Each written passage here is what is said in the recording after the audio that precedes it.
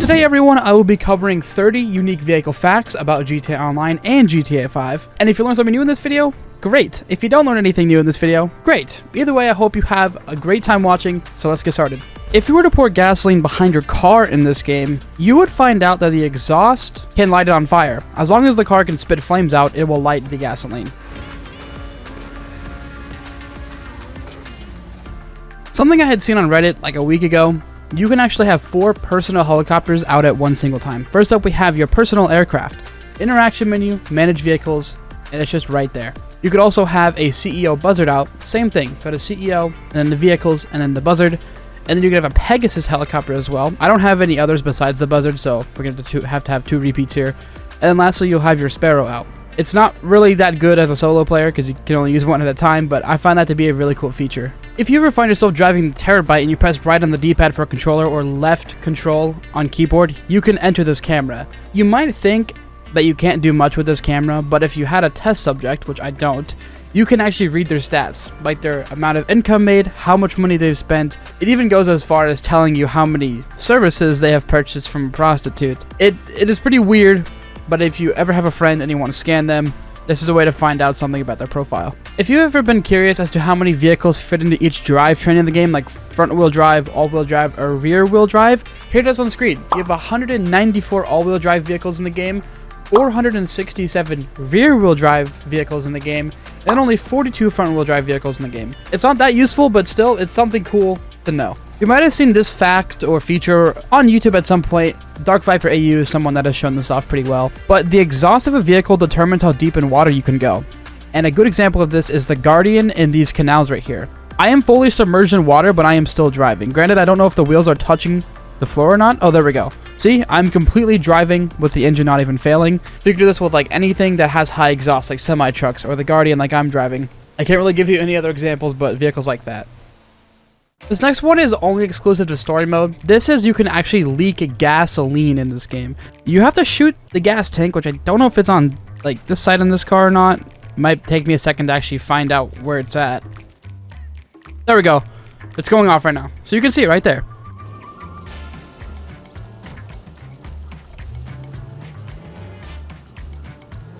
And you might think that you don't run out of gas since you don't do that in online or in story mode if you just keep driving, but because it's leaking out of your car, you actually will lose the ability to drive. It does take a second because you have to wait for all of it to leak out of your car.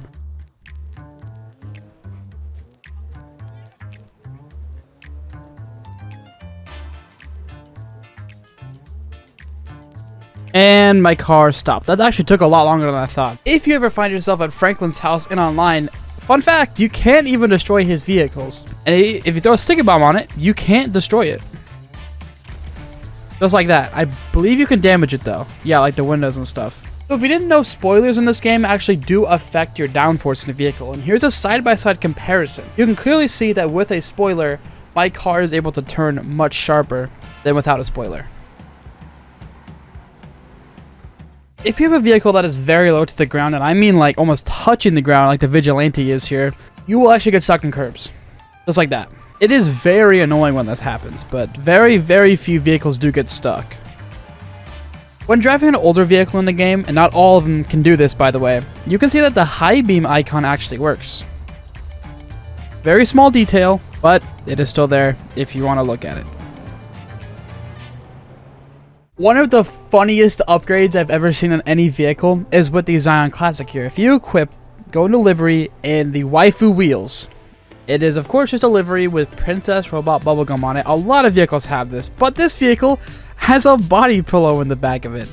That has to be one of the funniest things I've ever seen in this game, and someone's got to be down bad enough to equip this livery. I'm not going to say this is the only car that can do this in this game, but the Silvestre here has a very strange thing with the headlights. So when it comes stock with the 4 headlights it has right now, obviously you can do your normal lights with your high beams on. And when you do that, you'll see that it obviously gets brighter because this is how it is in real life. But there's a very weird modification you can do to these headlights. So if you go to Grill and equip one that only has 2 headlights just like this one, the lightweight grill, it will completely break the headlights. You can see that they're on, right? And you can see on the wall it's lit up. But then if I turn the high beams on, the headlights just completely break. These 4 vehicles in front of me have a very weird customization you can do to them. They are mounted machine guns. I don't know why these vehicles have them. Calm Safari obviously is right there. The Revolter right here is hard to see these, but they are right there in the grill. Viscerus is also in the grill right there. And then the Sylvestra, again, is down here in the bottom of the... I don't know if this is a grill or not, but like the bottom intake or whatever it is. And in case anyone wants to know what these vehicles are, here's the names above them right now. And that's really it for these vehicles. Out of all the vehicles in the game, there are only 2 that can have ladders equipped to them. The first one here is the Yugo Classic 4x4. Pretty cool van to have, and the ladder's right here. And then we have the Surfer Custom right here. The ladder's on this side. You could actually have it here as well, or right here, or on the left side right here. To my furthest knowledge, the Roosevelt Valor here is the only vehicle with a spare wheel on the side. So another vehicle that has an exclusive modification is the RCV behind me. The only vehicle that can have a purchasable water cannon. Pretty useless, but another unique fact. One of the most useless modifications I've ever found on a vehicle is covered fog lights. The Fogaloa here is one of, well, many vehicles that can have them, and I don't understand the purpose of covered fog lights. Unfortunately, I cannot show this next fact off, but I do know it is true. The Virgo Classic Custom in this game, to my furthest knowledge, is the only vehicle that can change the wipers here. They can be chrome or secondary painted wipers. Very small detail, and I don't know why other vehicles don't have it. It'd be pretty cool to change those. If you ever find yourself on a muscle car that can equip the wheelie bar, surprisingly, it can actually help. You can see side by side. The one on the left damn near almost flips over, whereas the one on the right is perfectly fine. A terrible feature that any vehicle has that can completely cover their windows with armor plating, you can't shoot out of them with a normal weapon. So in the Night Shark, I am spamming to change weapons, and all I can use is the machine guns that are on the front of it. Well, then if I take off the armor, now you can see I can switch between any weapon that I have at my disposal. I don't know why this feature is in the game. It would just help out a lot more. Now, the rest of this video will have features that come with vehicles that don't need like customization or anything like that. Once you purchase the vehicle, it will have this unless you change it, or if you can change it, that is. So let's start with how many active aero vehicles there are in the game. There is in total 18, and these are the vehicles as follow. The T-20, the X-80 Proto, the Nero, the XA-21, the Furia, the Itali RSX, the Comet S2, the Ignis, the Comet S2 Cabrio, the Omnis EGT, the Torero XO, the 10F, the 10F wide body, the Virtue, the Hot Ring Hellfire, the Itali GTO Stinger TT, the Paragon S, and the Pipistrello. If I missed any, let me know, because that is a lot of vehicles to name off that have active aero. Next up, we have 5 vehicles that are exclusive to holidays. You're only going to see these on the websites when the holidays are around. Being the Sanctus, the Frankenstein, the Lurcher, the Liberator, and the Saverne. There are 13 hybrid vehicles in the game. Technically speaking, none of these are actually hybrid because we either have combustion engine in the game or they're EV vehicles. But the real life counterparts are hybrid. These vehicles being the Niobe, the Envisage,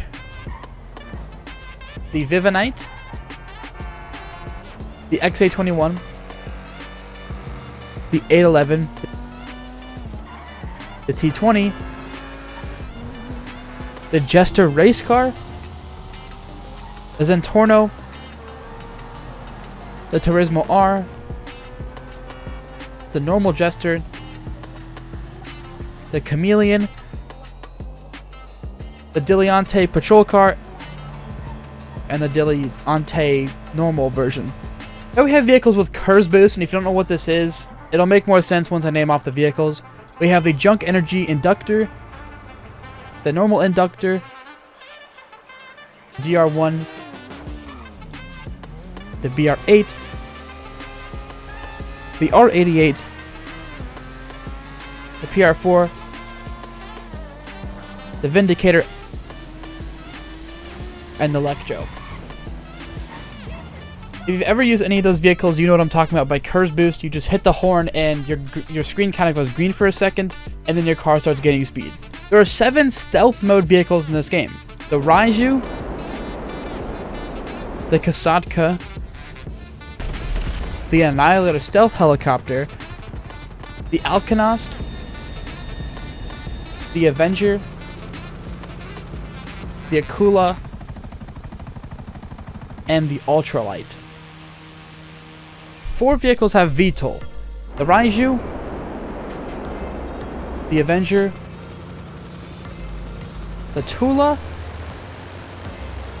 and the Hydra. There's only 2 vehicles in the game with autopilot, being the Kasatka and the Avenger. And this next one, a lot of people probably don't know this. There's 27 vehicles that have different prices from story mode to online, and these are as followed. BMX bike, the Scorcher, the Endurex race bike, the Tricycles race bike, the Whip It race bike, the Cruiser, the Batty 801, the Rat Truck, the Slam Van, the Zion, the Paradise, the Comet, the Banshee, the Serrano, the Felon, the Marshall, Duke of Death, the Coquette Classic, the JV700,